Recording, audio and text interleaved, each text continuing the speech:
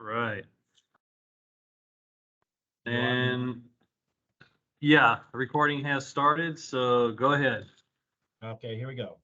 The Advisory Council on Hearing Aids meeting is convening at 9:09 a.m. December 2nd, 2022 at the Health Licensing Office in Salem, Oregon, or by telephone conference call. I will now take roll. Doug Welsh, yay. Tiffany Parrott, Yay. Lorraine Rodriguez, Yay. Chelsea Montgomery. Yay. Members, when you wish to speak, please state your last name for the record. Board members are asked to not use the chat feature during meetings. Public members wishing to speak first, sign in on the roster sheet available for public members calling in on the public phone line. Please email April Fleming at april.fleming@dhsoha.state.or.us and provide your first and last name. Public and interested parties' feedback may be heard during the public interest parties' feedback period if indicated on the agenda. Everyone is asked to use appropriate language, manners, and protocols when conducting board business. This meeting is called to order. Amen. Very good. Awesome. Thank you. This is Bob Bothwell, the interim director here at the Health Licensing Office for record. And the first item on the agenda, or actually the second item on the agenda, is the approval of the agenda. So if we can get someone to make a motion to approve the agenda in a second. This is Tiffany. I move to approve the agenda. Henriquez, I second that motion. Okay. Go ahead, Doug. All right, the motion has been made. I'll call the roll. Doug Welsh, yay. Tiffany, Yay. Lorraine, Yay. Chelsea, Yay. Okay, motion carries. Item number 3 on the agenda is the introduction of our new council member, Chelsea. I don't know if everybody knows you, but would you please introduce yourself, and we'll kind of do a quick roundtable with those of us here at the meeting.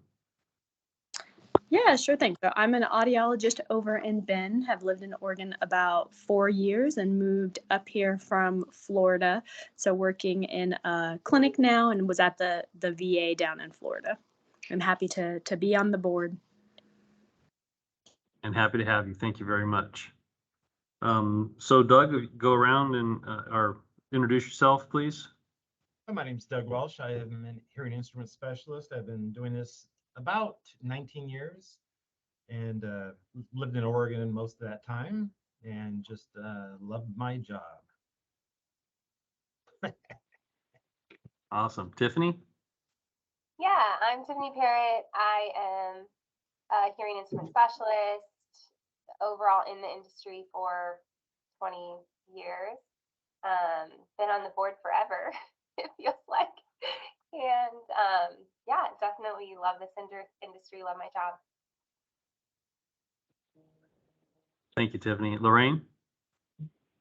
My name is Lorraine Henriquez. I'm a hearing instrument specialist in Portland, Oregon. I've been doing this for 10 years, and yeah, I love helping people with their hearing.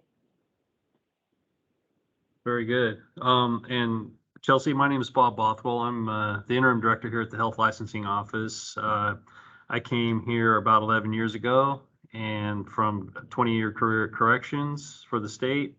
And I was the regulatory operations manager at that when I got here.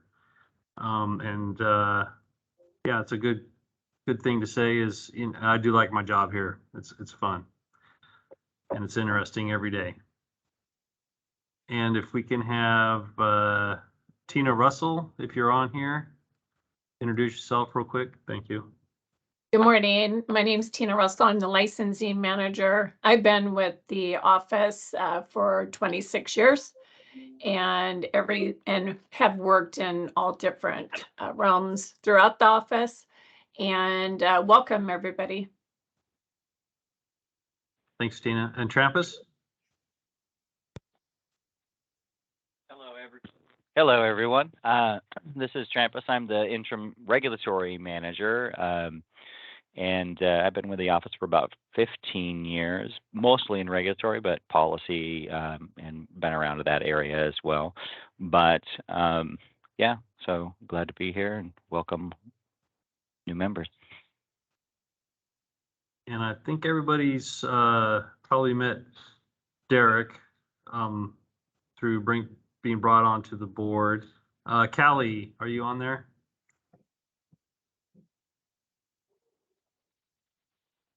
Callie might be doing something else right now. All right. Doug, if you want to move on to item 4, actually, I can do that for you, work with you on that. So the next item is approval of the meeting dates. And it looks like for 2023, there's 2 meeting dates. If everyone can bring up a calendar and check it. March 31 at 9 a.m. and October 13 at 9 a.m. If anybody has any issues with those dates, let us know.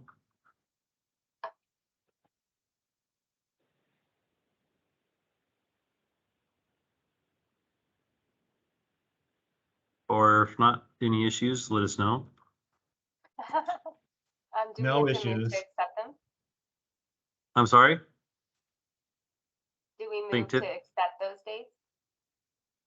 Okay. So Tiffany made the motion. Tiffany's made a motion to approve the dates. Can we get a second? Henriquez, I second that motion. Okay. Go ahead, Doug. Roll call, please. All right, I will take roll. Doug Welsh, yay. Tiffany, Yay. Lorraine, Yay. and Chelsea. Yay. Awesome. Thank you. Motion carries for those dates. Next on the agenda is chair and vice chair.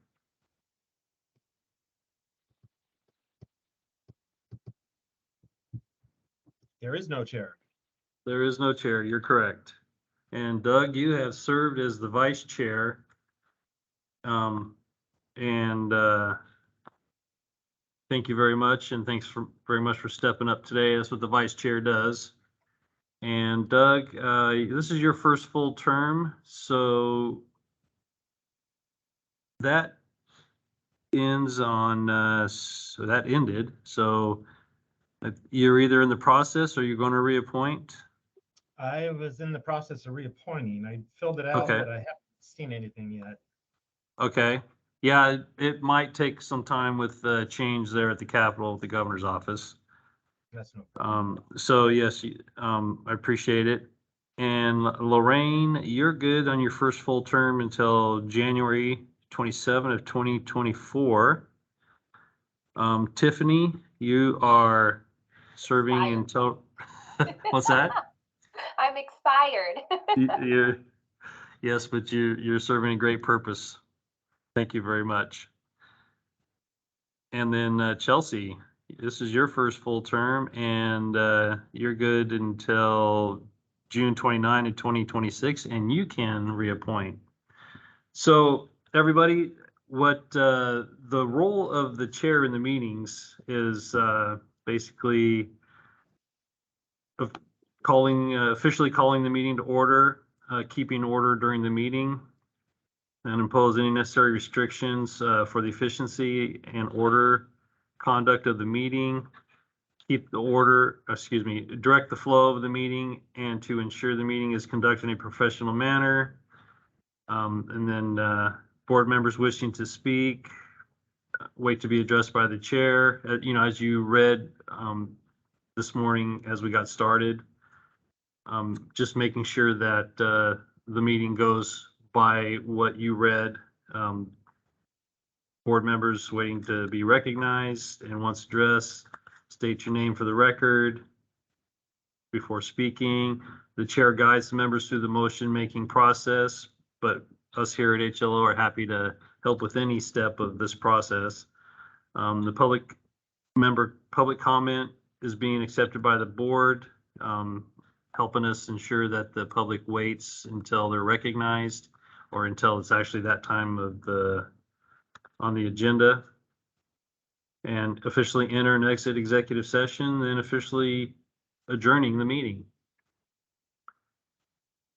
One of the other roles is to collaborate with the director regarding council budget, and the director, myself, may contact you to discuss anything dealing with budget, revenue expenditures, possible fee changes, and then assist in generating meeting agendas. You may work with Ann on that.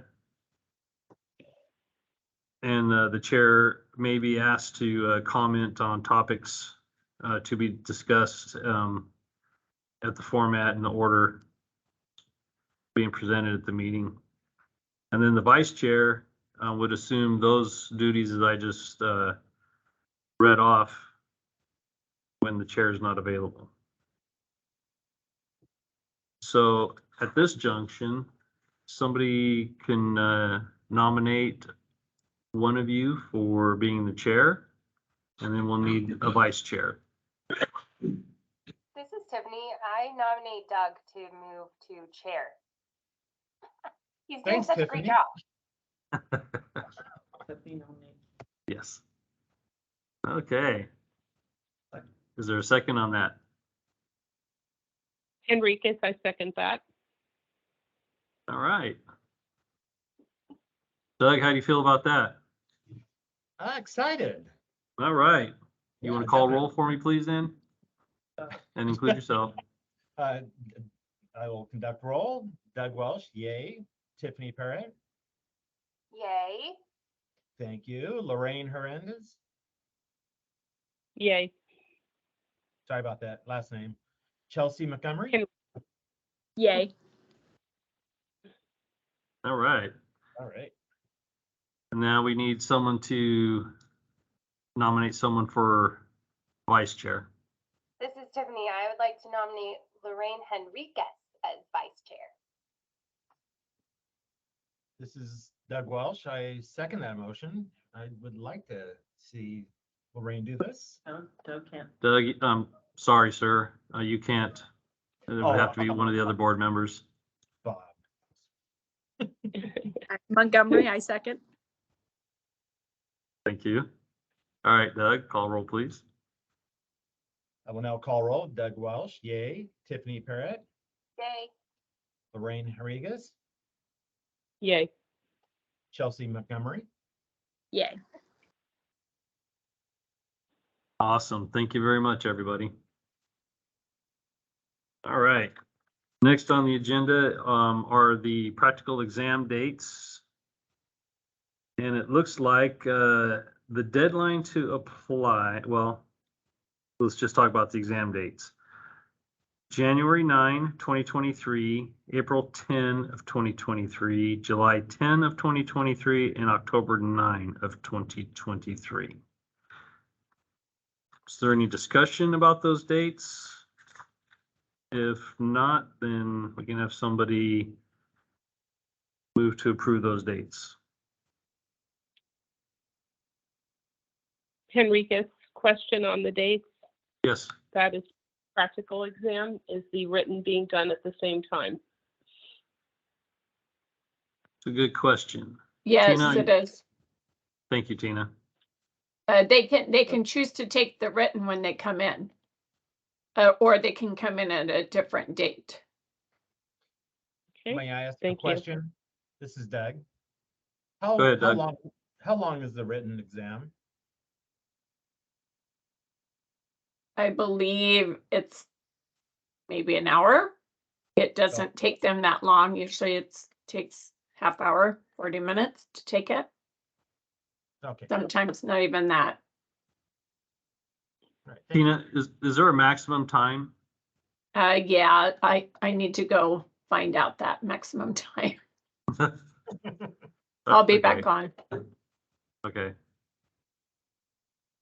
Henricus, are the state law and rules exam being given in conjunction with the written, or is that a separate date or a separate time? They can take them back to back if they choose.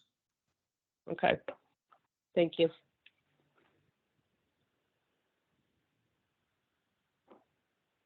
Henricus, I make a motion to approve these examination dates of January 9th, April 10th, July 10th, and October 9th, 2023. This is Tiffany, I second.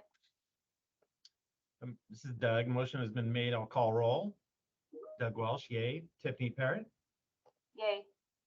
Lorraine Henricus, Yay. Chelsea Montgomery, Yay.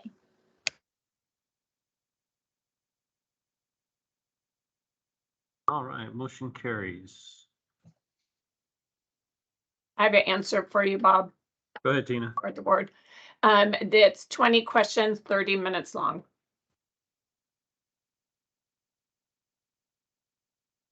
for For the test, for the laws and rules test. Yes. laws and rules. That's what I thought. Okay.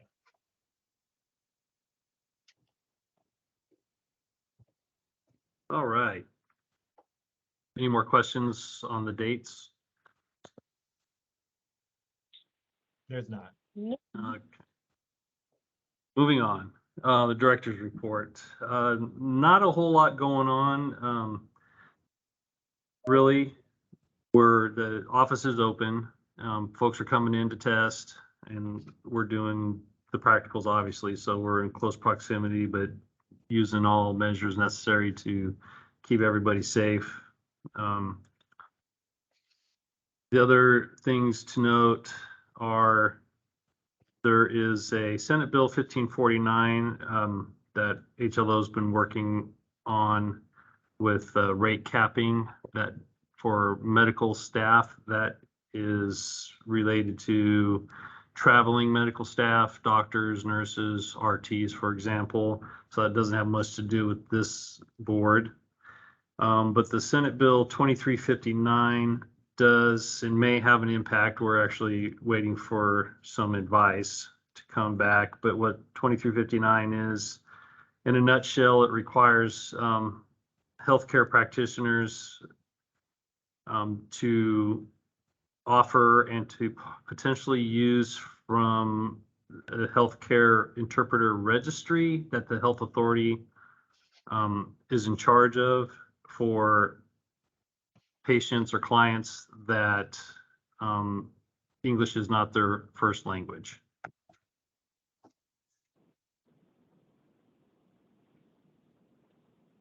Henricus, question about that.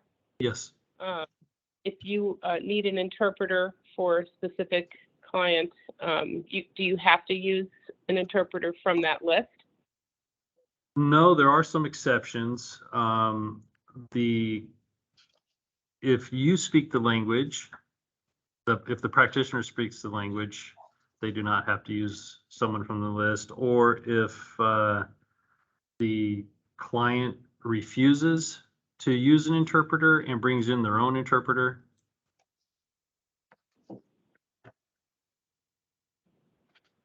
you don't have to use the registry. But Where can one find that registry? it's on the health authority's site. I don't know for sure if it's active at this point. It is? Okay, I'm being told that it is. So it's going to be on the health authority site. You could probably go into their search menu and put in the keywords interpreter registry.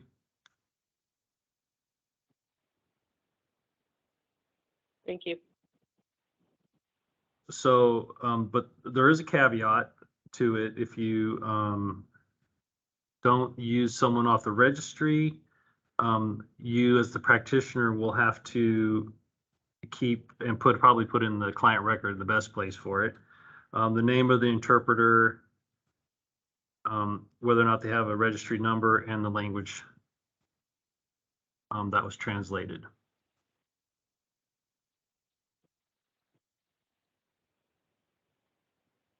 Any other questions on that?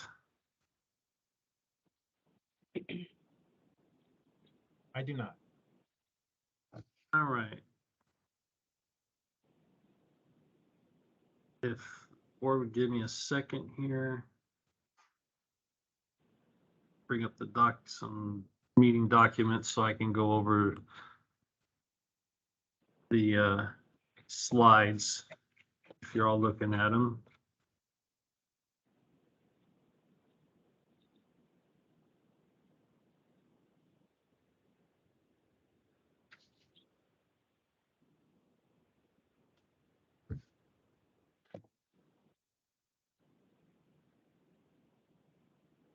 All right.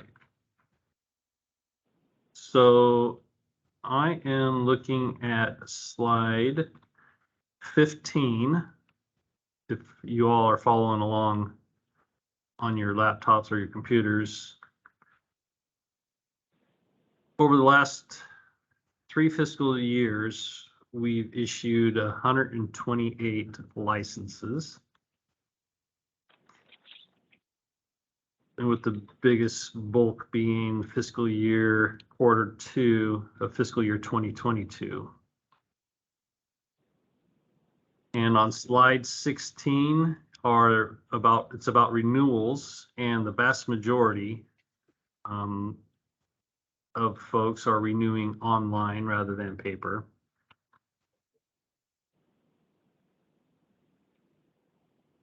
And on slide 17 is the licenses issued by age and gender.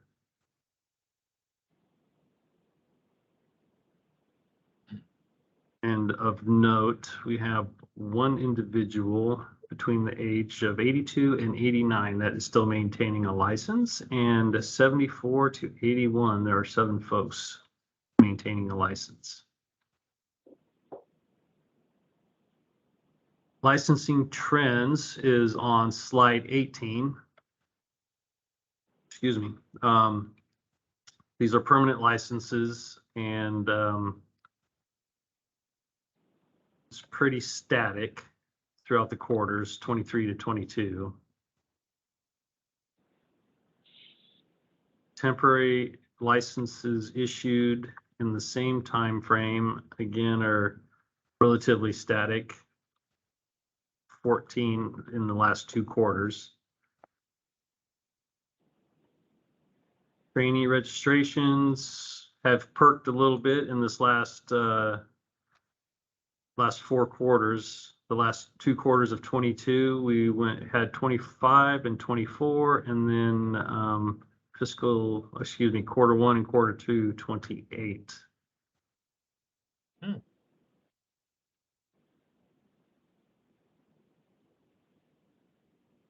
And on slide 21 are the pass-fail rates for the tests.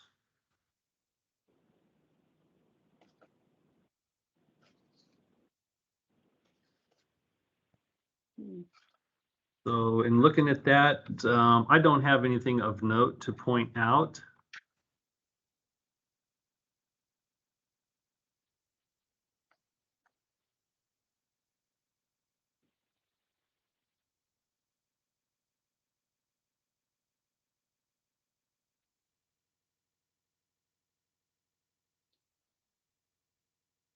And on slide 20, go ahead. Oh. Somebody had something, Doug? Yeah, on numbers are small here, but Yeah, sorry about that. No, that's okay. It's my fault. On the exams, the practicals, are we still having difficulty areas where people continually, it's just not one person, but it's multiple that are failing one section? Yeah, I see that in 2020. But as of late, it doesn't, I mean, one person, I mean, only 5 taking it, but there's 2 failures. Okay. So I don't know if that is something of note, or is it? It looks like it's actually gotten better over Yeah, it time. seems like it has, yeah. Yeah. So I can't tell you that. I don't know if Tina knows, and Cerinthia is not on the call. She monitors and works with the proctors on those. Yeah, I've been testing people, so I think I'll talk to Cerinthia, see if there's any more trouble areas. Okay. Yeah, okay.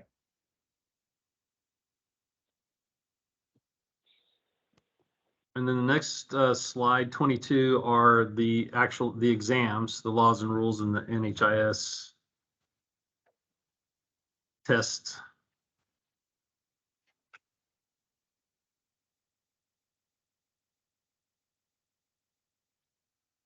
So again, the fail rates are relatively low. And I don't know if these are the same folks failing the written test as the ones failing the practical. Looking at the number here, seeing if it's seeing the fail rate 2023 one.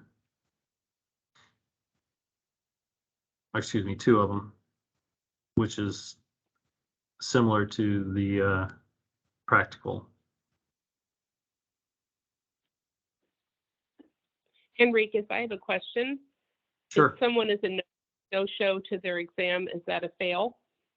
Is that categorized as a fail? I can answer that. Go ahead.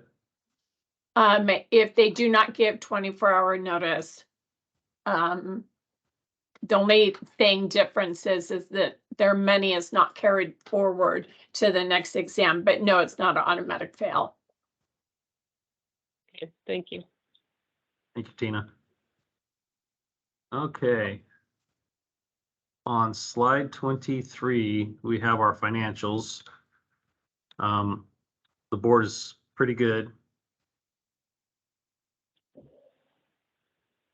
with their ending cash balance of $328,000. Lorraine, excuse me, not Lorraine, Chelsea. So in the bottom of slide 23, if you're looking at it, you'll see HLO pooled expenditures, allocation shares for the board. So these are, we have boards that are, you'll see there where it says small boards. We also have boards that are large and have inspections.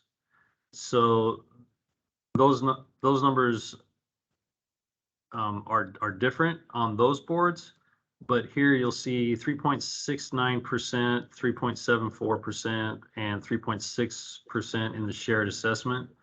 That's the percentage of your cash, this board's cash, that keeps the office and the board afloat.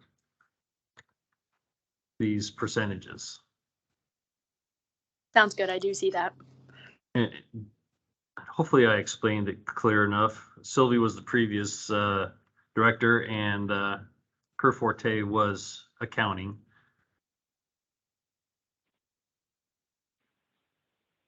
If no questions on slide 23, we'll go on to slide 24 and the regulatory report. Trampus.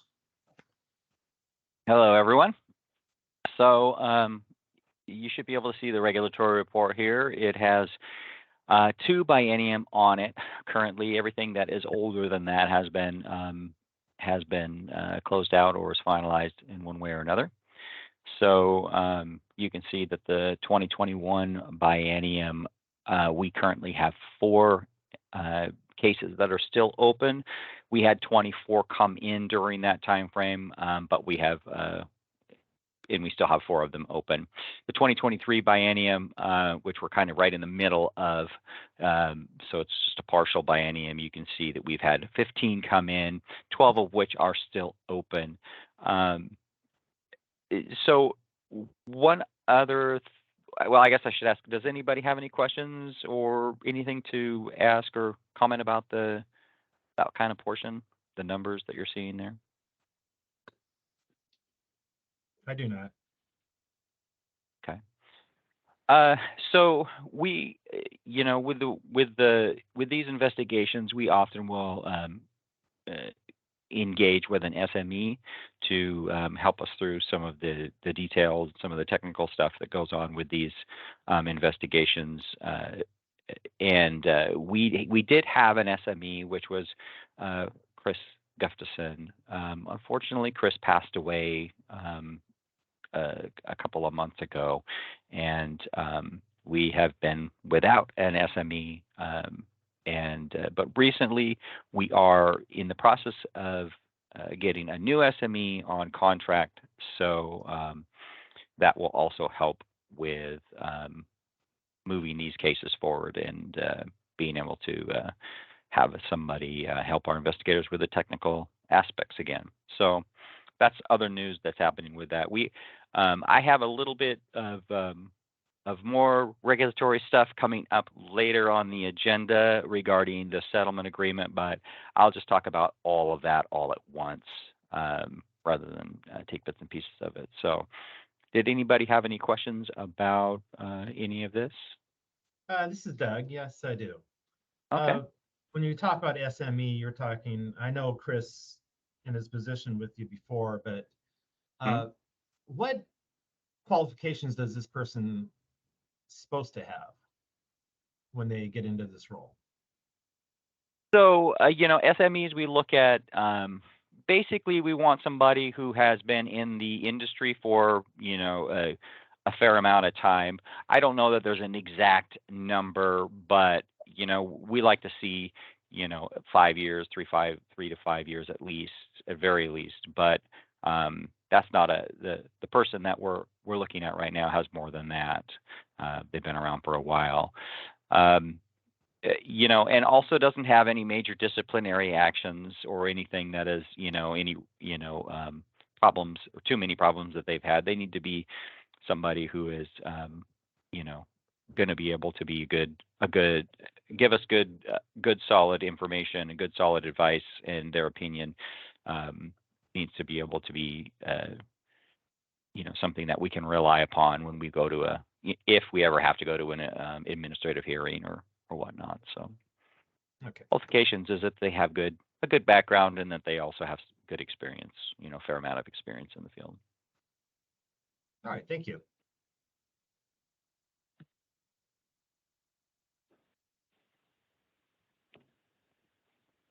Any other questions? All right. Well, I'll let you get on and we'll talk about the other issue in a little bit. Next on the agenda is policy. So Anne had provided a memo or a letter updating about permanent rules, and that we're working on them. They're already in place. And they're in place. We've worked on them and they're in place. Thanks, Anne. And I will step aside so Anne can come in and share her information. Hey, everybody, just in case there's anybody who doesn't know what a SME is, it's a subject matter expert for first reference. So we have a small rule that was promulgated from the office itself. We had some issues. If there's any questions, Tina can answer them, but we had some folks who weren't anywhere near done with their training, but would sign up to take the practical exam. And they were convinced that they were ready to take it, and it proved to not be the case. So what we did was we clarified the rule that says that in order to, before an individual can apply to take the office administered practical, they must complete the training program. And those two little words really helped with some clarity. Doug, you're flashing. Are you wanting to speak? No, I coughed. Sorry about that. Oh, okay. No, it's no problem. It's really hard when you're just looking at these like Brady Bunch dots to kind of make sure everybody gets a chance to speak if they have a question. So yeah, this particular rule went into place on September 1st, 2022. I did get some public comments from folks when this rule went out. And mainly it was thank you for the clarity. So it was not controversial at all. Any questions on the rule? Good. Okay, so the next thing, I'm sure you guys are all aware, we were waiting with bated breath since 2017 for this new class of over-the-counter hearing aids to for the FDA to finalize their rules defining what these devices can do, how they can be fitted, the complaint process, the instruction process. Well, that was done, and we got this letter for all state agencies to kind of put out there what these devices are like. I also have something from the New York Times that I found that said that Best Buy is going to be opening hearing centers in more than 300 stores. They say by late October. They're not all there yet, where customers are going to be able to use an online hearing assessment tool and choose from 9 over-the-counter brands. I did go online, and that online hearing tool is up and running. Best Buy is planning on training staff to help folks select these devices, and they're going to range from $200 to about $3,000. Sony has started a partnership with WS Audiology Denmark, but they haven't really revealed specifics about the devices that are going to be coming out. Bose and Lexi Hearing are going to have new self-fitted over-the-counter hearing aids for about $900. In addition, I understand that Walmart is going to be selling these devices, as is maybe CVS, maybe Walgreens. I haven't gotten any confirmation on that. So what I was kind of wondering, one of the things we've been kind of talking in the office of how, if folks call up with complaints, how are we going to determine quickly, did they get it from a hearing aid dispenser, or is this something from, aisle 3? So I open the floor for any of your thoughts on these devices, anything you can share with the office.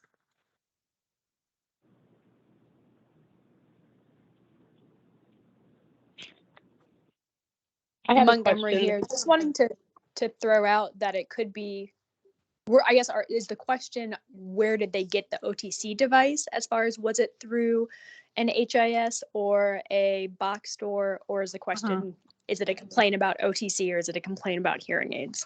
Right. That was kind of something that the office was trying to get ahead of, which was if folks call up with a complaint, they don't like the device, how would the office quickly and efficiently find out where they purchased it from to see if this is something that we have any sway in? We get so many complaints. Bob and Trampus could tell you how many, and quickly vetting these complaints to determine, is it under our purview? Is this something we have to handle? Is this something we have to turf over to another board? We were kind of wondering if we needed to change our complaint forms and say, where did you get this device, to quickly be able to direct somebody to say, okay, no, this is not something that we have authority over. And I haven't really heard anything from any other states, like how they're handling this new class of device. This is Doug. I know a couple audiologists in Salem that are they're selling OTCs in their clinic, but there has to be a line there where this is more of a retail device, low end. I mean, a lot of these things you can't adjust them. You're going to have to clean them yourself. I don't think people are even going to want to touch them. That's part of some of the issues I've been hearing. So where do we draw the line? Like you're saying, it's retail, it's a box store, that is on your side, that's the store's responsibility.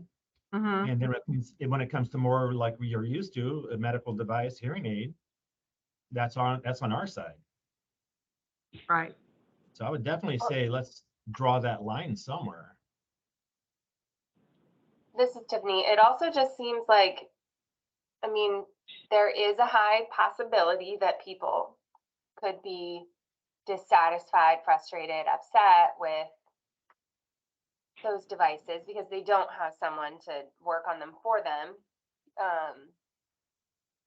And I'm not sure what stores like return policies and whatever are going to be that could be different than our return policy, but it just seems a little bit, I don't know if unfair is the right word, that potentially a dispenser could be complained on and, investigated, whatever, for selling an OTC device if, Rite Aid can't be complained on for it. So I do agree of changing something on the form, like, did you buy this from a licensed person, or did you buy this over the counter?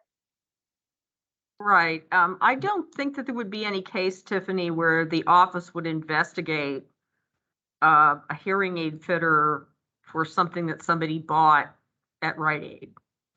I can't see that. No, I'm saying like if, Doug just said that he knows some audiologists who are going to sell the over-the-counters out of their office. So whether they're selling it in their office or Rite Aid is selling the same thing, Oh, I the see. audiologist still can't really do a lot with it. Right. And that's something that we talked about in the office. How would we handle complaints if a licensee was selling a device that they didn't really fit? And Yeah, this is what that's Montgomery. going to look like. I think you had the right idea to have the question on there, where did you get it? And maybe also who made it, even though that's a question that many people aren't going to be able to answer. But if they know that it's a Bose or a Sony product, that'll give you a heads up. Okay, so your suggestion, Chelsea, is to put on the form the manufacturer? Correct. Yes. Yeah, this is Doug. Is there, maybe there's some type of waiver we can put in with the paperwork stating that this device is, beyond our realm of adjustments, issues like that. So you're really going to have to go back to, where you bought it from, or, I don't know. That's a touchy subject.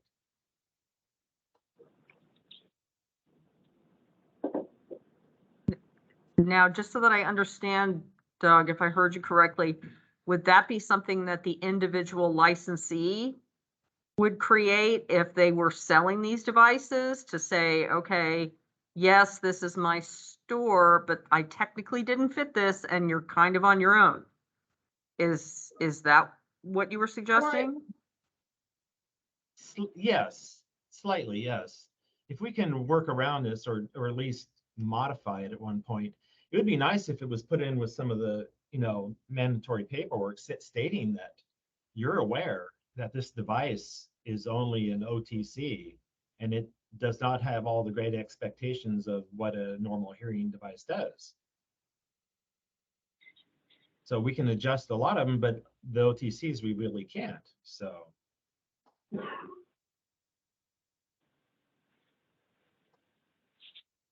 I have a question. This is Tina. So are you saying that you'll also be selling these over-the-counter hearing aids in your practices? We're not, no.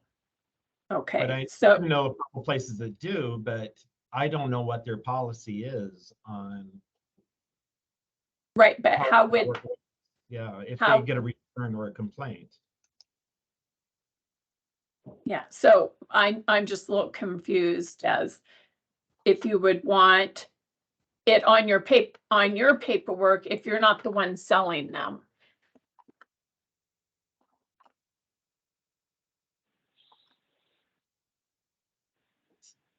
Say that they buy a device, but then someone gets a complaint against them. That's somewhere along the line, that's wasting your time, trying to investigate and find out what's going on, when you could probably stop it before it ever gets to you.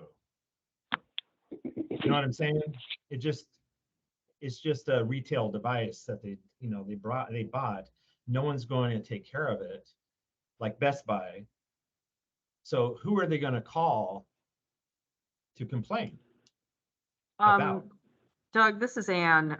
If it's helpful, one of the things that the FDA pushed back on the initial administrative rules that they put out about the devices, public comment came back saying there is not enough information in the packaging about recourse, who you would complain to, what you would do.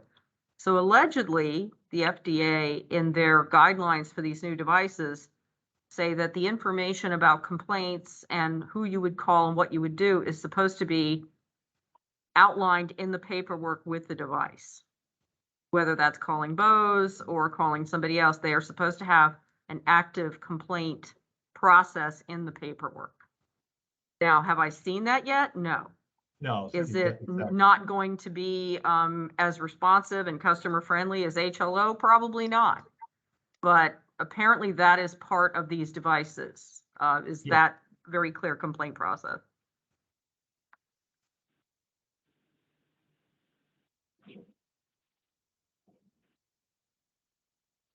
Any more? And this is Tiffany. Yeah. What site did you say that they were using like an online hearing test and gonna be selling them on, where you said that online test was already up? Best Buy. Best Buy, okay. Mm-hmm. I'm just curious, like what literature or whatever they're putting on their page to talk about it, so. Yeah, I was, what I tried to figure out, because when the New York Times came out with this back in October, it said Best Buy was going to do this, right? So to prepare for this meeting, I played the customer game and I tried to figure out if any of the Oregon stores had this up and going yet.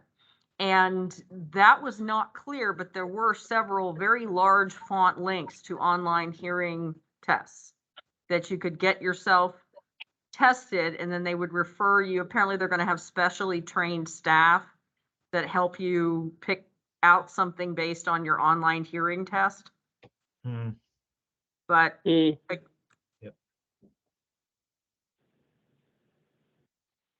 hear somebody. Was that you, Lorraine? I just said,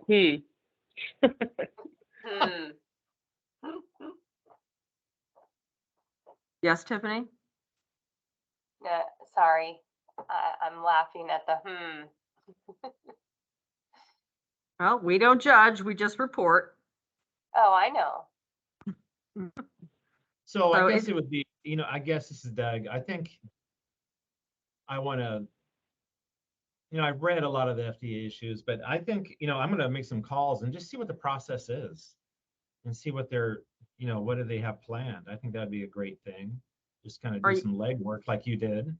Are you talking about the stores themselves or the FDA? The stores. Okay. I think I'm going to pop over to Best Buy and see what their policies are and see how, just kind of run through it as a customer and see what the complaints are. Okay, I was just going to say, please just remember what hat you're wearing, and you're not there on behalf of the board, okay? Oh, not at all. No. Okay. Just personal. Just want to make sure, keep you on the right side of the light. Oh, I am. Believe me. Yeah, no, it's fine. It was just it wasn't particularly clear what stores have set these hearing centers up, and if the staff has been trained, and if they're getting trained. That was the other question I had that I wasn't able to sort out was, is Best Buy getting training and then passing it on to their employees, or are the manufacturers of the device like Bose offering the training to the employees? Because I wasn't really sure where that was coming from. If they're trained on specific devices or just the whole realm of these listening devices, So that was another thing I couldn't answer just yet. Henriquez, I have a question. Nowhere here does it mention purchasing these OTC devices online, and how that changes any of these applicable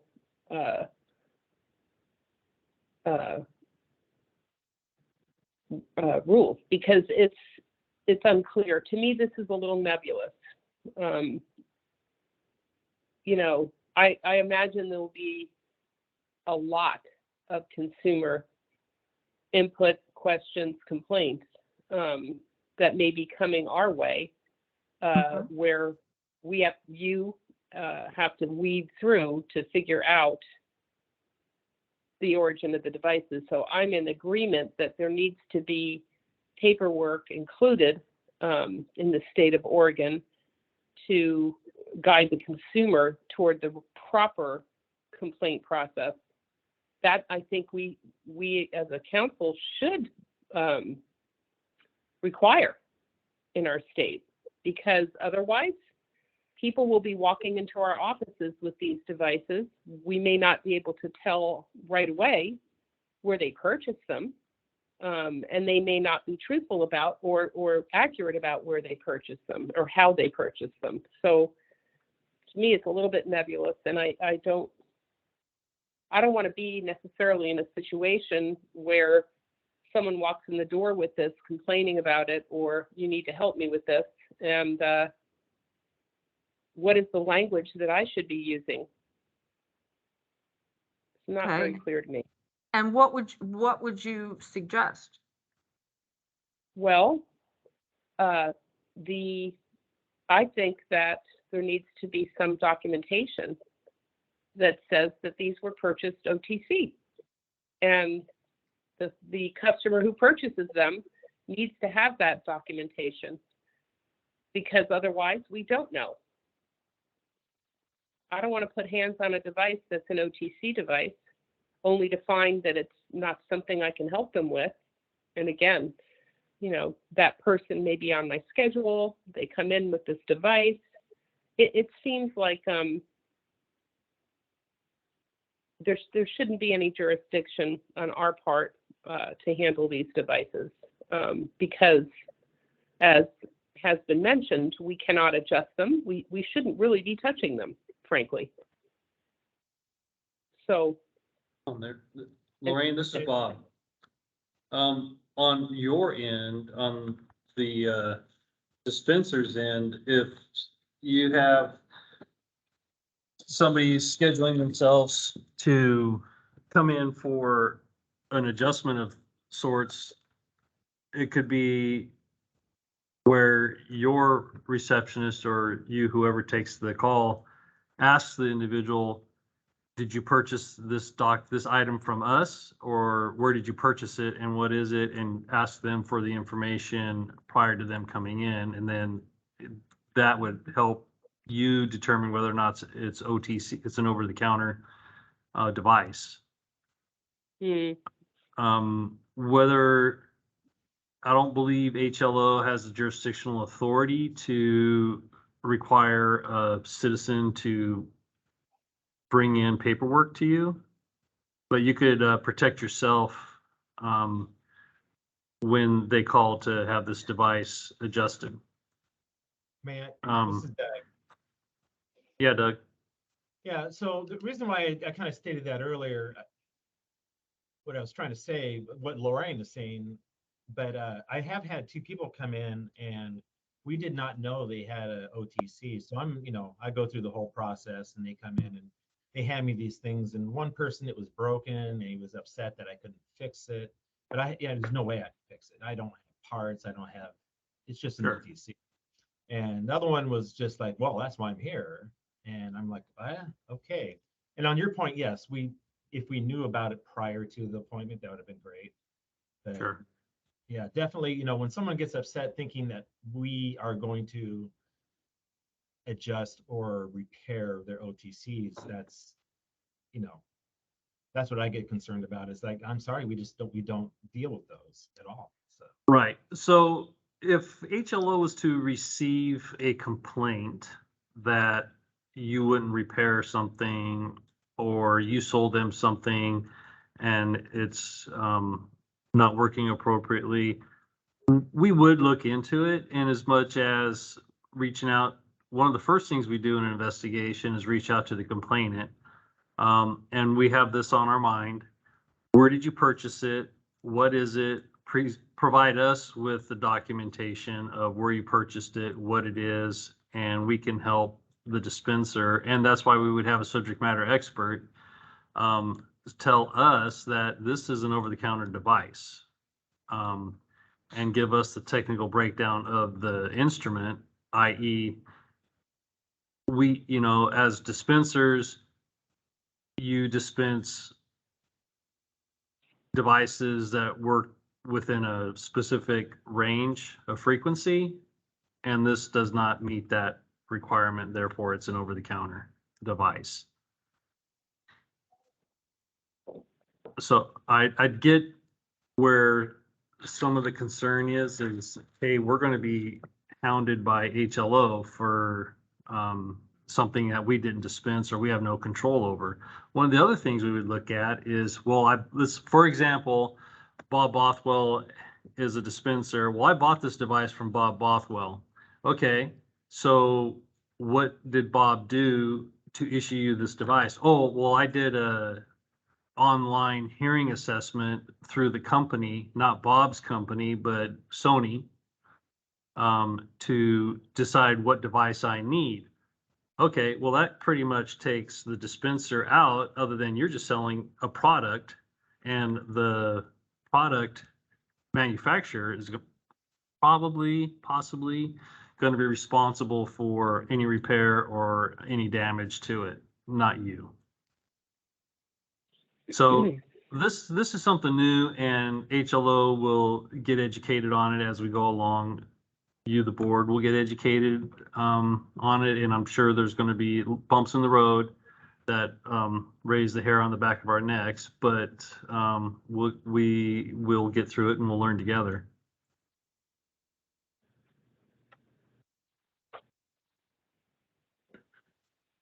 Good advice. Thank you. Yeah, it helps to understand somewhat of what the investigative process is. And again, we're professional investigators. We're not really a professional in any of the boards that we regulate here. That's thus, for most boards, we have a subject matter expert to help us through those trying questions.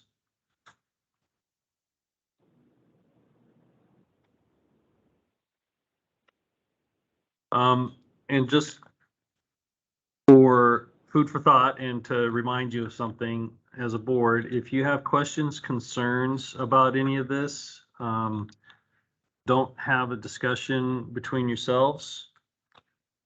Send Ann an email and saying that you want to get this on the agenda for an upcoming meeting, so that way we're not accidentally having a board meeting illegitimately.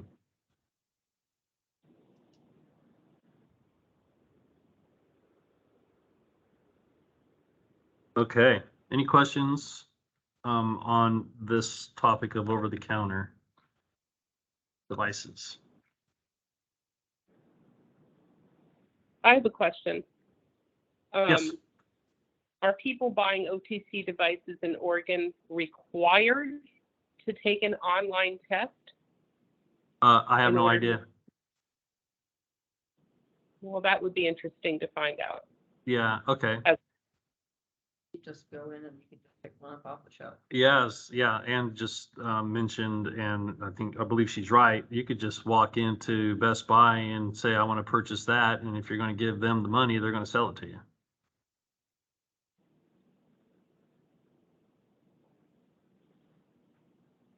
Interesting. I don't know. I highly doubt that Best Buy or any of these other stores are going to do any type of fitting or anything like that.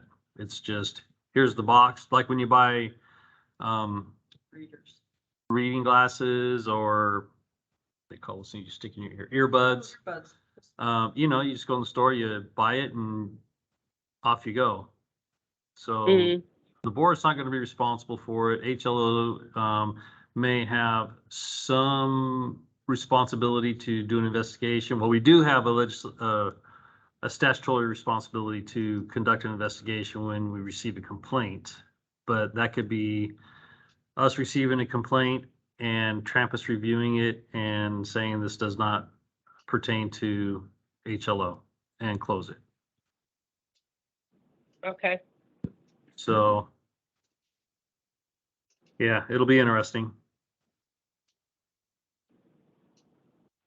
All right. Any other questions or discussion on this topic?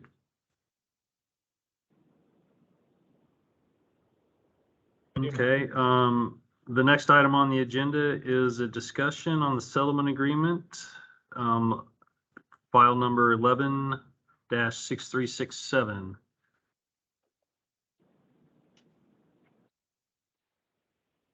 did the board receive the doc? Go ahead, Trampus. So I've got the document is the settlement agreement that we're talking about is some of the board members saw this at the last meeting. I have it. I'm going to share the screen. I'm going to share the screen so it can be viewed by all. Here, I'll just do it right now while we're talking about it. Trampus, Yes. before you do that, you want to explain to the board why we're bringing it back to them? Oh yeah, sure. So at the last board meeting, we talked about a settlement agreement and consent order that the office had entered into back in 2012. I'm not sure who was in that meeting last time and who wasn't that is here at this meeting, but we had a discussion about it. The situation is this: the settlement agreement, Mr. Booth, Victor Booth, entered into a settlement agreement with us on a notice of intent that we sent out to him from an investigation. He had had a couple of violations regarding some supervision of some trainees, not signing off on some paperwork, and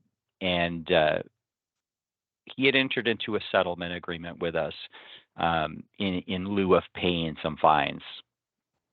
And that settlement agreement required him to send in an attestation every 6 months that he was not supervising anyone. The way the settlement agreement was written, he had to do that as long as he was active and as long as he was inactive. Mr. Booth has since retired, but his license has become inactive, and he is still required to send in this every 6 months that says he's not supervising anyone. Well, he's not working either. So we had come to the board at the last meeting. He had raised some concerns that he would like to be done with this matter, and we looked at the settlement and realized that we could modify it in a way that would allow him to retire and not have to continue to do this until for the next 3 years. That's what he would have to continue to do under this current settlement agreement, is continually send us these for the next 3 years while he is inactive, and then after 3 years you become expired and you would no longer have to do this. It was reviewed. We had a discussion about it at the last board meeting, and we took a vote. It was noted at the last board meeting that that motion passed to modify the settlement agreement to allow him to not have to do this any longer. He's been doing this for the last 10 years, by the way. We mistakenly mentioned in the meeting that the motion had actually carried, but the motion had not. One person voted nay, and the way that quorum and votes have to be taken with this board, it would have had to have been a majority of voting members, regardless of whether they're here or not. I think we had 4 people here. You're a 7-person board, so we had to have 4 yays. And we only had 3 of the 4 people at the board meeting present that voted to modify the settlement agreement and allow Mr. Booth to not have to do this reporting to us anymore. So we realized later that your guys' board was that person did vote nay, and that the motion actually didn't carry because of the rules of voting with your board. So we brought it back and we realized, okay, we're going to have to come back and mention this, talk to the board and let them know that that motion didn't actually pass. But because I actually had looked into it a little more, and some of the concerns that were raised at the last board meeting, maybe I had some answers to. Because we had thought it had passed the first time, we figured, well, let's bring it back to the board, let them look at it again. I maybe have some additional information that I didn't have, or some answers to some of the questions that I didn't have the first time around. So we could bring it to you guys again, and if you want to modify this agreement in light of, you know, the information that I have, then we could take a vote on that, and we could decide whether or not that was something we were going to do. So that's kind of how we got here. I know that was a long explanation, but I'm not sure what to leave out in this situation. I'm not sure who was at the last board meeting and who wasn't. So I just wanted to make sure everybody was up to speed with where we were. So I apologize for that long dissertation there. So that's where we are. I can share this settlement agreement with you guys now so you can see what it is. And I'll also just walk you through it. The settlement agreement is about it's about 4 pages long, and it should be being shared now. I don't know if people We can see it. Okay. Can you zoom it in 1 or 2 clicks? Let's see here. There you go. All right. So a lot of the settlement agreement is going to be, you know, the legal stuff that makes up the settlement agreement. So this is just some history of the way that the notice was issued, and that that the respondent asked for a hearing, but was deemed late. But we decided to enter into a talk anyway to do the a settlement. And so this is the beginning of the settlement. I'm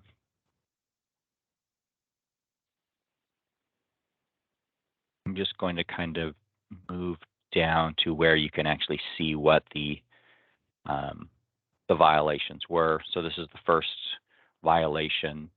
Settlement agreement was going to withdraw this charge conditionally upon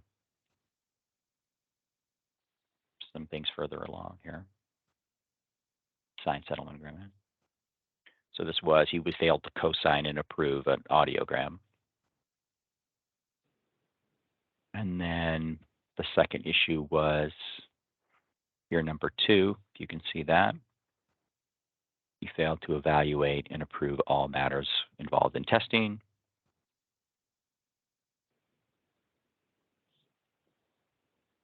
And the conditions were that he was not going to supervise any temporary hearing aid specialists, and that he would biannually, beginning 6 months from the date of the settlement agreement, he would send in a signed declaration as long as he was active or inactive, with no end date.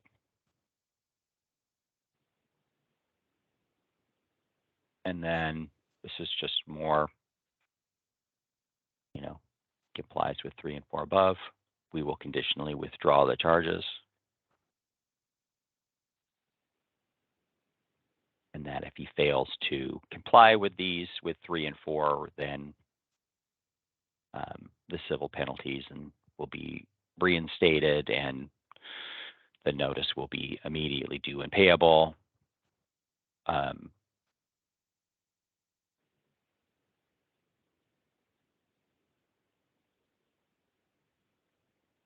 And that he was entering into the settlement agreement voluntarily. So some discussion points regarding this situation was around how we got here to this settlement agreement, and a little bit of history and context of the way the rules were back at this time, and how they differ from the rules now. At the time, in order to be a supervisor, you could have no disciplinary actions at all. Now it is you cannot be a supervisor only if you have current unresolved disciplinary actions. So there is a little bit different standard between what you were allowed to be, who was allowed to be a supervisor at the time of this settlement agreement and who's allowed to be a supervisor now. Now having these if he would have just had these on his record and he would have just paid the civil penalties, he would actually be allowed to be a supervisor according to your current rules. Back then, he would not have been able to do that. So there is a little bit of a change in the grand context of what's allowed back then versus now. This was kind of a situation also where this was a set civil penalty. So with a set civil penalty, there were both set civil penalties for both of these issues that totaled about $800. So that's what was being contested at the time. This was in lieu of those charges being, we were conditionally withdrawing them upon this, but also withdrawing those civil penalties. Not he would owe those civil penalties.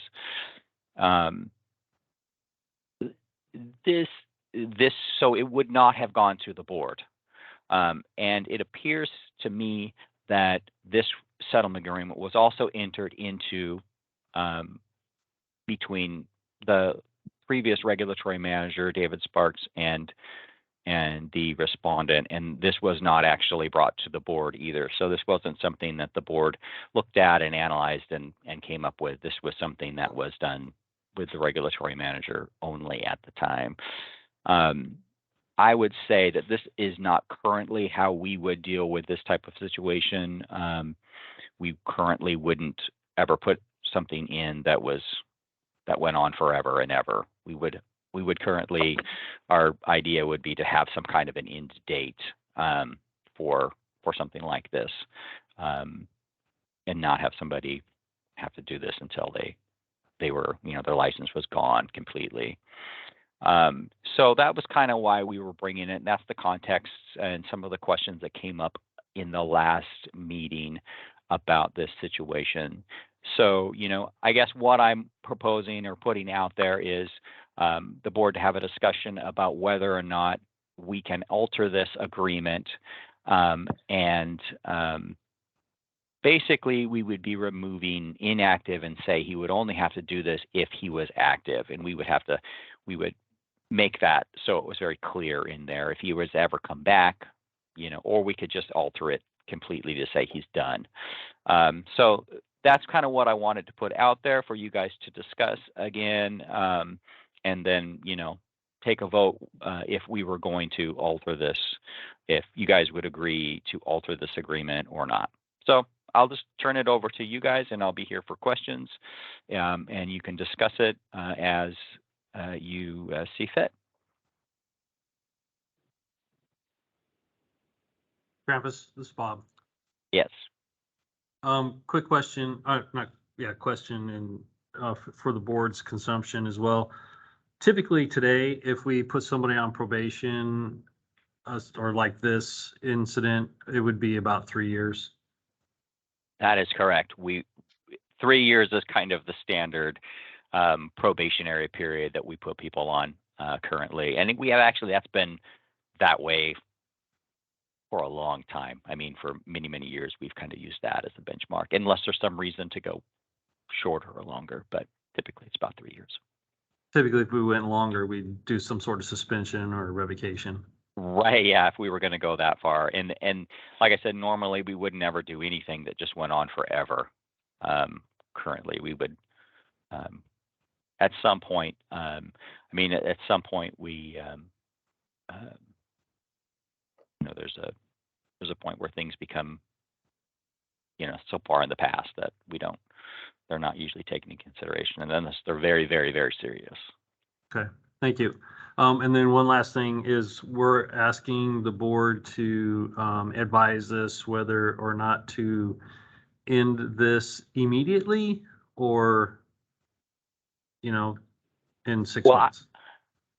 I would say that, ideally Mr. Booth is retired, and I would say that, it would be, probably preferable just to alter this to end it and let him let him not have to report to us anymore. Thank you. This is Montgomery. I would agree with that. I would be in favor of ending it.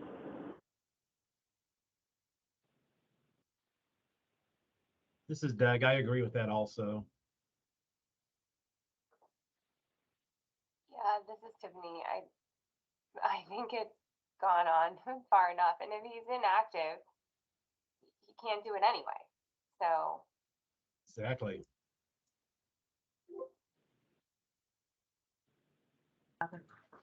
Lorraine? Are we taking a vote? Well, not yet. This is kind of what we call a straw Okay. poll, and then we could do a vote. We will have to do a vote on it, yeah. Yeah. But we're, So how I do you feel about it? Yeah, I would agree. It's time to end it, the requirement. Okay. So, I need somebody to make a motion if there's no further discussion, to have HLO amend this consent order to have an end date, pick a date, today, tomorrow, When signed, when signed, yeah. probably when signed would be best. Then we're if it takes a couple of weeks to get it back and forth, then we don't have to worry about when a set end date. We have some flexibility there. But when it's signed, it becomes done. Okay, so I can make the proposal, and then somebody would just have to make a motion to accept. yeah, Okay, Okay. go for it, Bob. Help us out on the lingo. hope I can keep it straight. So, the board has had a discussion, and let me think here. Give me a second.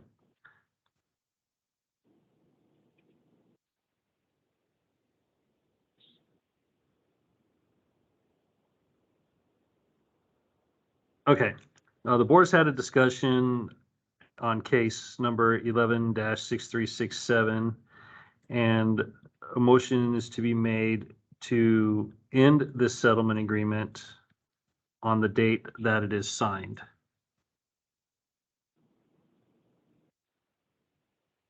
This is Tiffany. Do I Move. make that motion or You do I move. second it? I move And you- to accept Robert's Thank you. language. And a second, please. Henriquez, I second that. Thank you. And if Doug, you'll do a roll call, please? A motion has been made. I will call roll. Doug Welsh, yay. Tiffany Parrott, Yay. Lorraine Rodriguez, Yay. Chelsea Montgomery. Yay. Okay, motion carries. Thank you very much. Next on the agenda is public and interested parties. There's no one on the phone. And then, number 9 is other council business.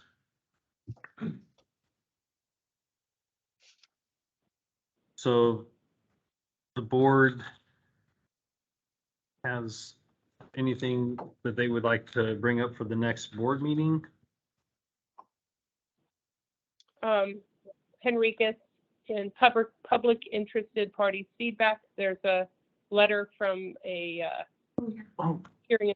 specialist Yes. going That's to what I review. was looking at. oh, correct. Sorry about that. Thank you. Okay, moving back to number 8, public and interested parties feedback. Yes, there was an email.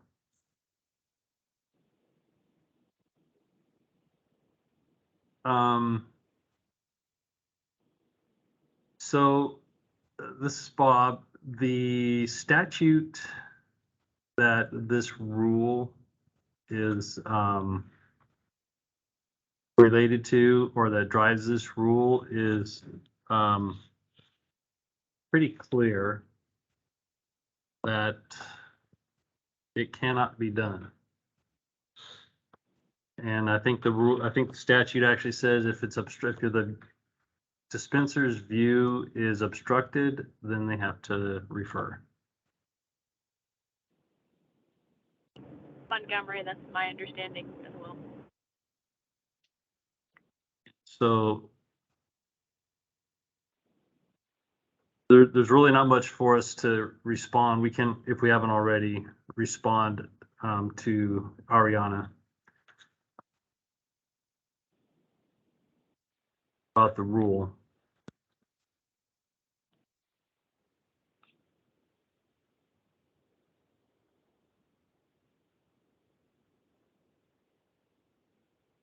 Thank you. Yeah, this is Doug. I agree with the rule, period. I've seen some nasty attempts from people and I just agree with it. So I'd say just leave it alone. Okay. Is it, I guess her question or her issue is clarification. Is it clear enough? To me, it I was. Yeah, I believe it's very clear. It's pretty cut and dry. Can't see, can't do. Correct. Yeah, she just came from another state. Council, this is Ann. This particular person contacted me and said she'd come from another state. And she'd been cleaning out ears for years and wanted to know why this was an issue. And I pointed out the conditions for referral, and one of them was, if you can't see, you shouldn't be in there. And she's like, well, I've been doing this for years. And I'm like, well, she goes, well, I want it to go before the board. So now that it has, say there's really no, would your answer be there's really no circumstances in which she should be cleaning out ears? Is that correct? As far Yes. as I understand. No. Oh, yeah. Yeah, here it is. It's a rule 331-670-0020. Cerumen accumulation in the auditory canal preventing visual inspection of the external auditory canal or external auditory meatus and tympanic membrane or foreign body in the ear canal. So that's an additional condition for referral. So. Okay.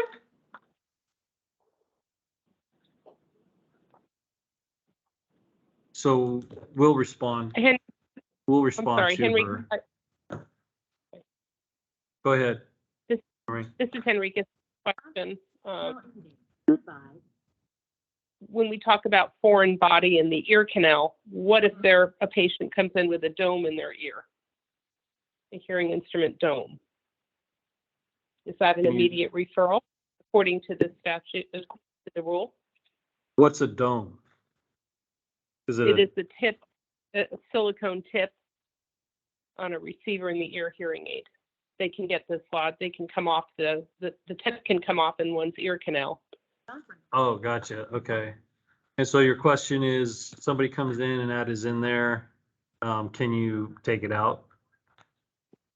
Right. Is that considered a foreign body in the ear canal, as is cerumen, if it's blocking an ear canal? Is it the same rule? Will that apply in the same way? It could. My question would be, what is the community standard? I would imagine this doesn't happen all the time, but it does happen periodically. So what do dispensers do? They insert the device in their client's ear, and when they're adjusting it, the tip comes off. It's not lodged, it just came off. I would imagine potentially we would look at that specificity. You know, if it's just It's resting in there and they can pull it out with a instrument that they have available, but if it's lodged in there and they can't get it out, they would have to refer it.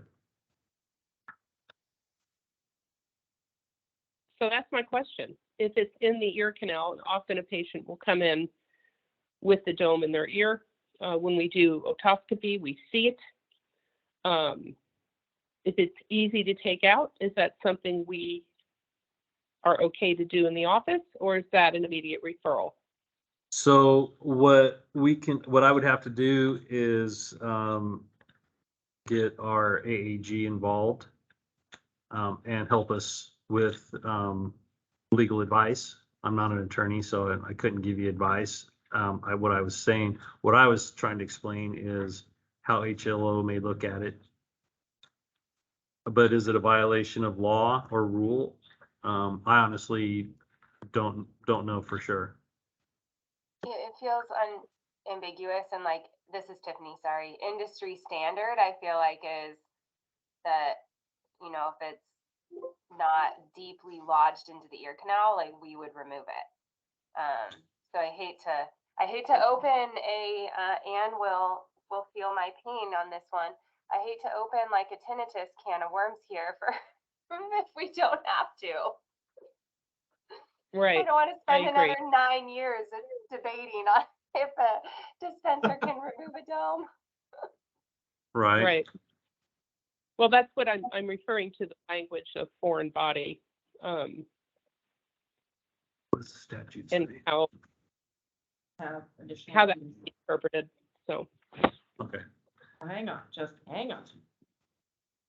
It's just another one of those things where the industry has progressed in technology, but our statutes are like so old that a dome didn't exist at the time that these things were written.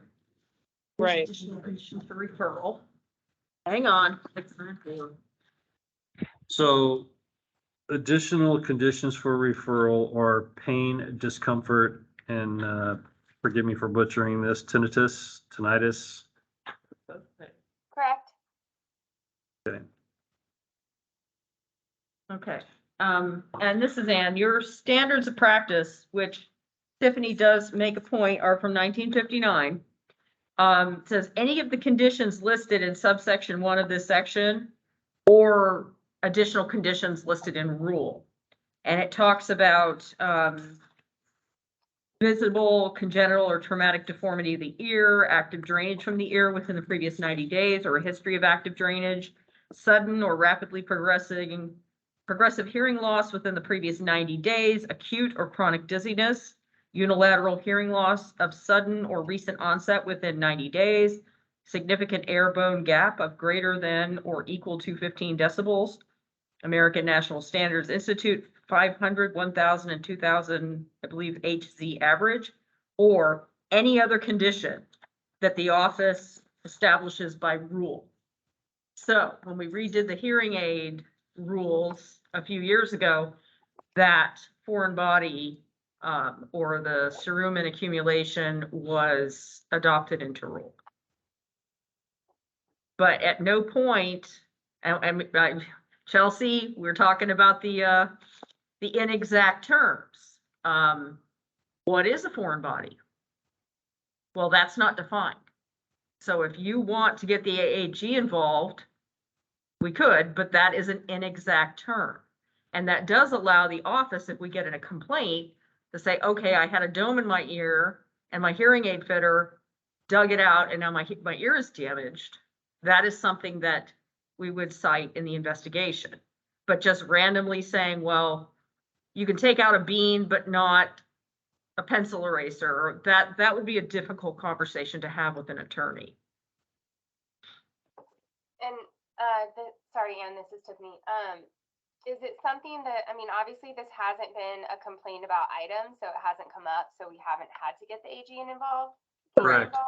Would it be reasonable that we wouldn't necessarily need to do that unless this actually came up? And if someone did make that complaint, would that be the next step of like, okay, well, the rule doesn't specify, so we got to look it up?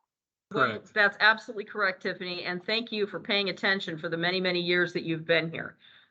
We haven't gotten a complaint on this, and so we've never explored that realm. And usually what we do is we're not proactive in that we're going to go run everything down. We're reactive, which is we get a bunch of complaints. And we go, okay, this has now become an issue. So then we reach out to our AEG, we look at the complaints, we see are there commonalities? Is that something that we need to clarify and rule? And since we haven't had anyone complained on for pulling something out of somebody's ear, we haven't really explored that realm. Good. This is Tiffany. I'd like to wait until we need to explore that realm. If we're Well, that's the asking for frugal opinions of board approach. members. Oh, yeah. That would be my suggestion. Yes, Thanks. just wait and see if there's a problem. Because I Yeah. mean, we can't do blanket get out of jail free cards. Because Lorraine, if we said, yes, you can take a dome out, we'd be practicing law, and we can't do that without a license. I understand. I was just looking for clarity on the language, and apparently, as it stands, we would use our judgment, best Mhm. judgment in Yep. standard. Yep, and if we got a complaint, we could, but I mean, it's always difficult. You can imagine, Lorraine, how difficult it is. And we've had some rules that have done this in the past. Trying to define, Chelsea, here comes that orientation, what a foreign body is. Is it a finger? Is it a pencil eraser? Is it a bean? Is it a dime? I mean, trying to define, including but not limited to on a foreign, body and an ear, that would be a long and tedious document.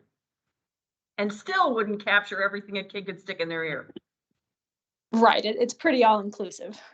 Yeah. And her question is specific, cerumen. Mm-hmm. So the answer is no. Right. And her question shows clarification, on circumstances when they, or is there, is there a circumstance in which a hearing instrument specialist is allowed to remove cerumen from the ear canal? No. So, It sounds yeah, like go ahead. And answered that question. I'm sorry, I cut you off. What were you saying, Lorraine? It sounds like Anne answered that question for Pretty the much. for the person who asked it. Okay. Yeah, I haven't responded to her yet because I wanted to see what you guys, again, as Bob mentioned, the community standards. Right. How you would receive that question, and in practice, like Doug said, he's seen some pretty bad things come from somebody who thinks they can go, digging around in there. So we could say, no, there isn't an instance. If you can't see, you can't go. If that Right. is the common opinion. Well, this is Doug. When it comes, I've seen domes stuck in the air. If it's like right at the aperture, at the beginning of the ear, dang, the wife will pluck it out with her fingernail. It's right there. There's a second bend in there. And I believe that anything beyond that second bend, if it's too deep, if you try to touch it, forget it. Let the doctor flush it out or remove it. So, and I'm lucky to have a doctor here in office. So we just take them down the hall and do that. So I think So I that's think industry. Because I think that's industry standard. yes. Good to know. All right. Well, I apologize again for skipping right over this public interested party feedback piece. I forgot about the email. If there's no additional discussion on that, we can move into other council business. Yes. Thank you for pointing that out, Lorraine. It was very helpful. Sure. Thank you.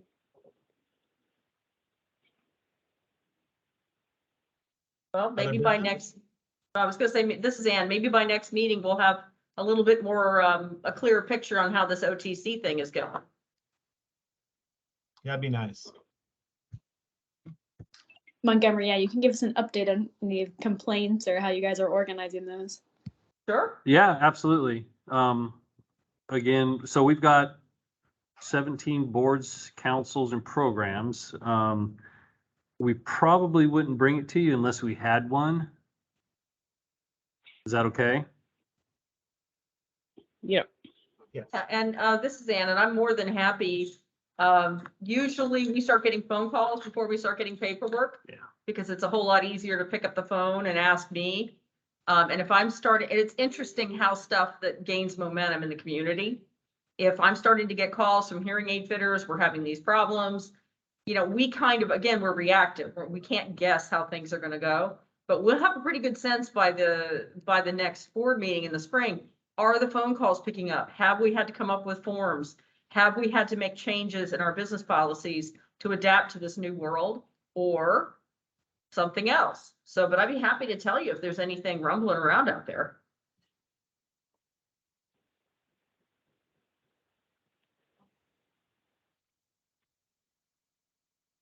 All right. This is Tiffany. I agree. Just bring it to us if it's brought up, because otherwise, if we open the question, then it's gonna be tinnitus, train wreck all over again, and no one who ever had an opinion before is gonna have one. And Yeah. I'm so glad Lorraine brought it up, because I know it is a question of ambiguity, but I think the trauma of the last 10 years of having to decide these little tiny details that aren't actually addressed in the statutes are they make our job hard, and it spends a lot of time and a lot of our money. Mhm. Yeah. And that's why I be quiet. You're funny. And you know, some of the other states, I mean, all the states in the nation are having to deal with this, right? This was a federal mandate. And I've been kind of keeping my ear to the ground to see if any other states have come up with policies. Every state's different, right? They have what their approach is and what your scope of practice is and how they define. And so it's just been this weird silence. There's been no listening sessions. There's been no regulatory now what's. Everyone's just sort of holding their breath and waiting to see what happens. So, you know, if there's another state that has a policy or some, you know, that I can bring to you, I'll keep an ear out for that too.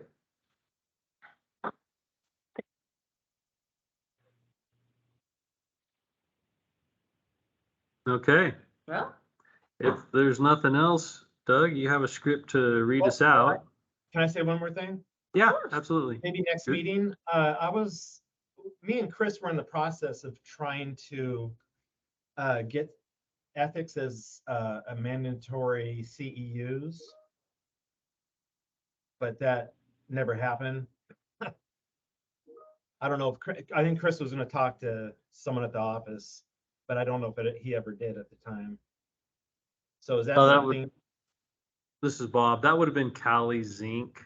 She's our continuing education Okay. czar. So, but you also have rules in place on what is required in your continuing education. So yeah, we can take a look at it and bring it back to you. Okay. oh, okay. Sorry. It says the continuing education must address subject matter related to dealing in hearing aids as the phrase is defined in your statutes. So ethics would be outside how hearing aids are defined. So that would be something that's going to take a little bit of a deeper dive. Uh-oh. Sorry. No more deeper dives. Okay. Yeah. And it's not something that's going to happen between now and the next board meeting. Oh, yeah, definitely. I'm pretty sure, because our AG is extremely busy. Well, we do have, if it's useful to you, Doug, I mean, anything you can send me that's more specific. But licensees, if it's helpful, licensees are beholden to 676, 612 and our definition of unprofessional conduct. And because over the years, you know, we always say, and Chelsea heard me say this in orientation, rules are the floor, not the ceiling, and rules are for people who don't follow the rules. And over time, we have found ethical breaches, gaps in standards of practice for individual professions, and we developed a list of what we call like mortar rules. You know, thou shalt not defraud your clients, take sexual advantage of your clients, you know, all those things that people found cracks in the regular rules. So if you're concerned about fraud or something like that, that is covered in unprofessional unprofessional conduct. Is there some other part of ethics that you're concerned about when you talk about adding it to CEs? Well, Chris used to teach a class, and he taught it, I think, all over the world in a way. Went to Japan, taught about it, but It's more like just ethics when it comes to the hearing aid industry. And I know there's rules in place. I can go on Audiology Online and find things there. They have CEUs there, but I think Chris wanted more of a mandatory, you know, let's make these people realize, wake them up once in a while, you know, maybe every 2 years, let's let them have a class. Let's rekindle that fire that was brought up, so. That, so a couple things, because I don't know, I'm not an attorney. One is that might be a statutory requirement. A change in statutes. But what a practitioner can do is if they're, I mean, they have to have X number of CEs upon renewal. And if ethics is one of them that they choose to take, or if they've run out of ones to take, ethics can be one of those that they can take. But I did hear you when you said mandatory. I'm just not 100% sure how we would get there. So for example, there was a new statute that came out with regards to equity and inclusion, that some boards were required to take. And so that was, my point is that was a statute. Cultural competency, yes. So again, Yeah. that was a statute that required it.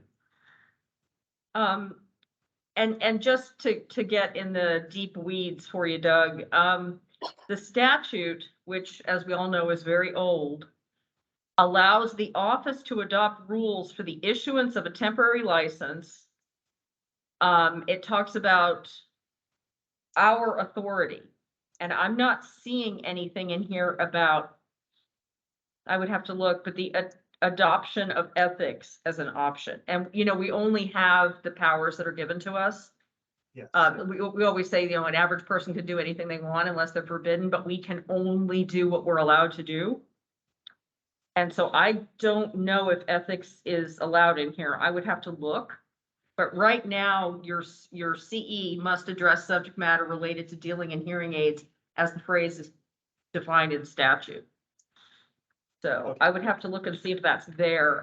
Well, how do the other members of the board feel about the possibility of adding ethics as a required CE? Is it enough of a problem? I mean, it never hurts to have it, I guess. More of it. I can't hear Tiffany. Oh, I'm sorry. I don't know why my microphone is so bad. I said that it never hurts to have people getting training in ethics if it isn't specifically spelled out, you know, where required in other areas. Montgomery, my inclination would be to add something with the cultural competence like the other boards have done if we were going to make a change.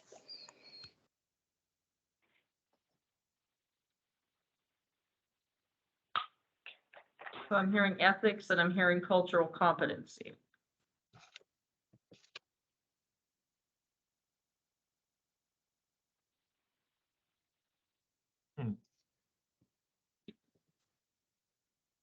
So we can take a look at it.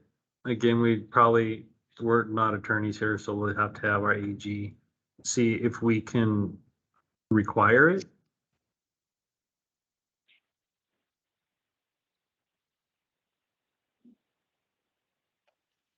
So is there a certain amount of common feeling? You want ethics and cultural competency?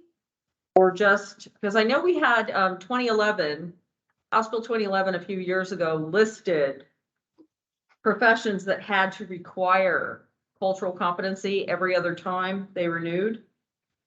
And we had midwives, we had dietitians, respiratory therapists, and long-term care. But your board was not mentioned in that bill. And so you guys didn't get the automatic requirement of cultural competency every other year. Is this, so Chelsea, if I'm hearing you correctly, And is everybody else in favor of looking into requiring cultural competency and or ethics? I just need some group guidance here. I think both would be appropriate every other year.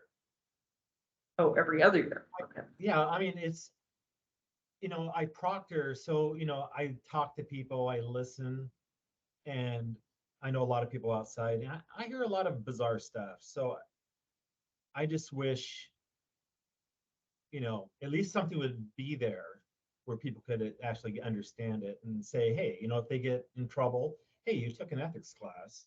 It was mandatory, come on.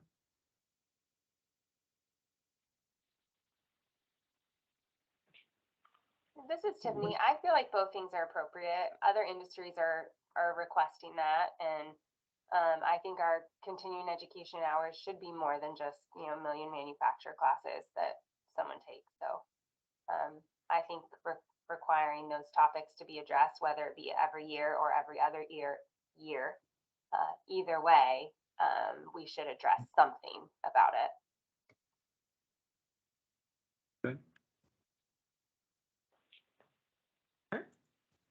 So I will do a deeper dive on our statutes and talk to our AAG about if we have the authority in statute to require cultural competency that's outside the realm of dealing in hearing aids as it's defined. And I will see what we find out. Thank you. Mhm. That's awesome.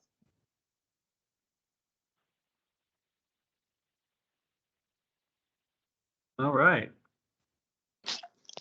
Montgomery, sounds good. Thank you. All right. Well, is it my turn? It is. Okay, here we go. The Advisory Council of Hearing Aids meeting is adjourned at 10:56 a.m. December 2nd, 2022. See you guys in the Awesome. spring. Very good. Chelsea, it was a pleasure meeting you.